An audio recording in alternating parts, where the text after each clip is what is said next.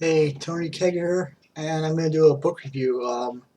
Roddy Piper in the Pit with Piper, and Roddy Piper's death was just over a month ago, and I've had his book since last year, but I really made sure to finish this really quick, so I got done about a week ago, I think.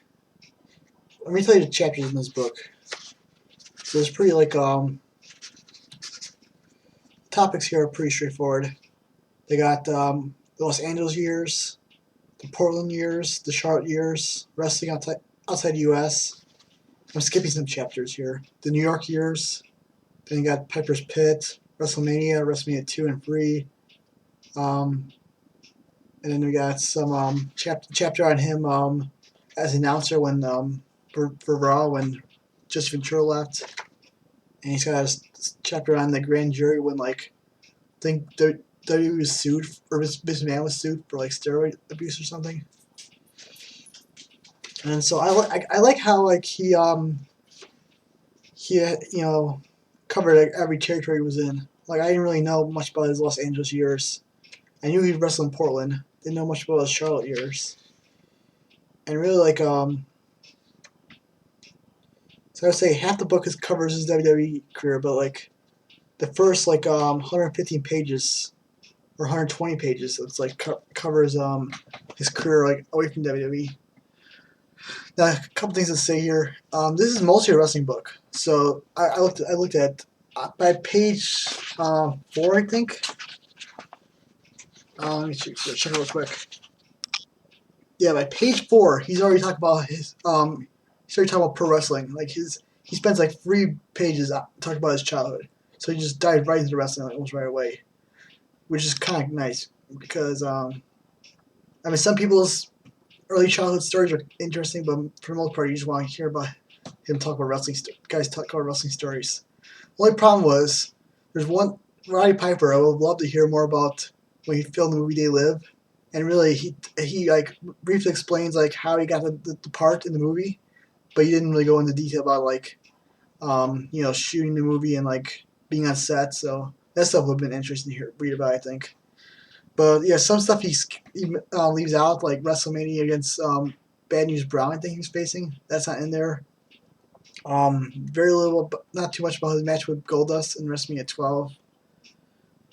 What else? He doesn't barely touch about his years in WCW after he left WWE. Like in his WWE stories, he mainly focused on his how Piper's Pit, WrestleMania 1, WrestleMania 2, WrestleMania 3, the biggest topics he mentions on. I think he mentioned his match with Bret Hart at WrestleMania, what was it 8 or something, or WrestleMania 7. He kind of briefly talks about that, but not much. Um, Good book. I liked his stories. Great hearing all those stories. I love really good storyteller. And what was another thing I wanted to mention here? Um, yeah, it talks about how he started really young. And he actually I think he made his Madison Square Garden debut in at the age of 20. And you'll find out here what happened there and why it took him 10 years later to get back to Madison Square Garden. He went there one time when he was 20 years old, and something happened there that forced him. They made him not get invited back for another 10 years or something like that. I guess one thing I want to mention is this book has maybe one of the most interesting chapters I've ever read in a wrestling book. It's called The Sickness, and Piper says how the sickness is something is a word he created to explain how wrestling is it's almost like a disease. It makes you sick. He got affected. Talks about how at WrestleMania 12 where the Goldust versus Roddy Piper match in the parking lot, and there was a spot where Goldust in the car, and the car is racing towards Roddy Piper. Roddy Piper's supposed to get out of the way, but he's saying how he's so affected with the sickness that he wanted to make the match look awesome, so he literally threw himself into the car. He would do crazy stuff just to make wrestling look real and make wrestling to protect the business.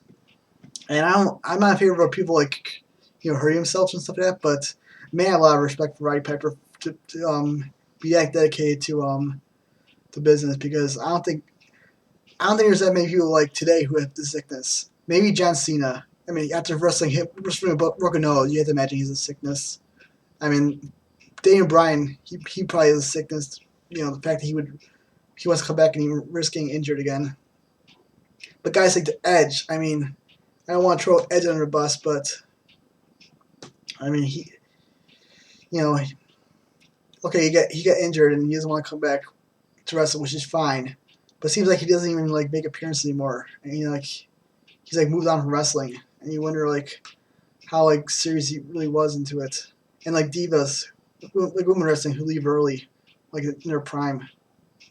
I don't know, or some people you can tell they may not have the sickness, but other people like Mick Foley. You mentioned in the book how Mick Foley would just fall off like 15-foot high cells. I mean that's a perfect example of someone who's like infected with the sickness. So pretty interesting chapter and that stuff. Um, I don't want to make this too long, so I'm gonna wrap it up. But yeah, this book is pretty good. I got it for like $5 at High Spots. You probably still get it for that price. I don't know, but it's actually not a bad book. I really liked it. Like the stories. Wish you would talk more about They Live. But other than that, it's a really good wrestling book. And I think I learned some stuff I didn't know before. Definitely, the stuff he did before WWE was interesting. Like I never didn't know any of that stuff. So yeah, I recommend it. It's pretty good. Check it out. Okay, thanks for watching.